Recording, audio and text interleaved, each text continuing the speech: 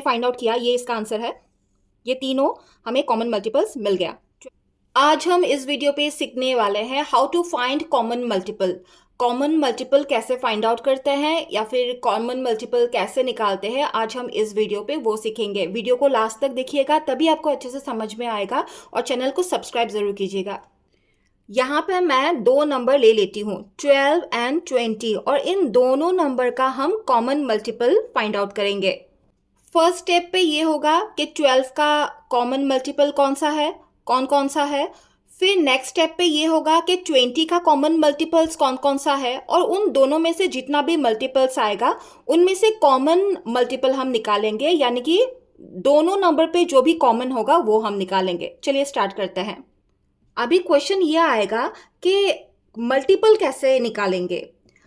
यहाँ पे मैं 12 का मल्टीपल लिखने जा रही हूँ, तो 12 का टेबल तो आपको डेफिनेटली आता होगा। 12 1 ज़ा 12, 12 2 ज़ा 24, 12 3 ज़ा 36, 12 4 ज़ा 48। इस तरीके से आपको आता होगा, यानी कि 12 टेबल पे जितना भी नंबर्स इस तरीके से, ये सारा 12 का मल्टीपल है। और ये मैंने आपको सिर्फ 4 ही दिखाया है, लेकिन आप जितना निकाले निकाल सकते हैं। 5 6 7 8 9 10, इसका कोई एंड नहीं है। आप उसको एंडलेस तक आप निकाल सकते हैं। यानी कि 12 को कितनी बार आप मल्टीपल कर सकते हैं, 1 time, 2 time, 3 time, 4 time, 5 time, 6 time, जितना टाइम आप, जितना हो सके आपको आपसे उतना आप मल्टीपल आप निकाल सकते हैं। लेकिन हम इतना तो नहीं कर सकते हैं, तो हम थोड़ा सा ही लेंगे, ठीक है। किस तरह से हमें ये नंबर्स मिला है वो मैंने पहले आपको दिखाया। अभी हम इस यहाँ पे प्रॉपरली लिखेंगे। पहले हम 12 का मल्टीपल यहाँ पे लिख लेते हैं, जैसे कि 12, 24, 36, 48, 60, 72, 84, 96, 108, 120, 132, 144, 156, 168, 180। अभी आपके मन में ये क्वेश्चन आ रहा होगा कि कब तक हम मल्टीपल निकालें। ये डिपेंड करेगा कि आपको कितना कॉमन फैक्टर चाहिए। मैं अभी 3 निकालूंगी, ओनली 3 नंबर्स मैं कॉमन मल्टीपल मैं अभी निकालने वाली हूँ। तो मैंने इतना सारा मल्टीपल मैंने लिख लिया है। अगर आपको एक चाहिए तो फिर थोड़ा सा मल्टीपल अगर आप निकालेंगे तो हो जाएगा, उसी में से आपको मिल जाएगा। अगर आपको 2 चाहिए, कॉमन मल्टीपल आपको 2 चाहिए, तो थोड़ा सा ज़्यादा आपको मल्टीपल निकालना पड़ेगा। मैं 3 नंबर्स मैं निकालने वाली हूँ, तो थोड़ा सा मैंने ज़्यादा यहाँ पे मल्टीपल निकाल लिया है। अभी मैं 20 का मल्टीपल निकालूंगी। अभी 20 का मल्टीपल उसी तरीके से आपको निकालना है, फाइंड आउट करना है जिस तरीके से आपने 12 का किया था।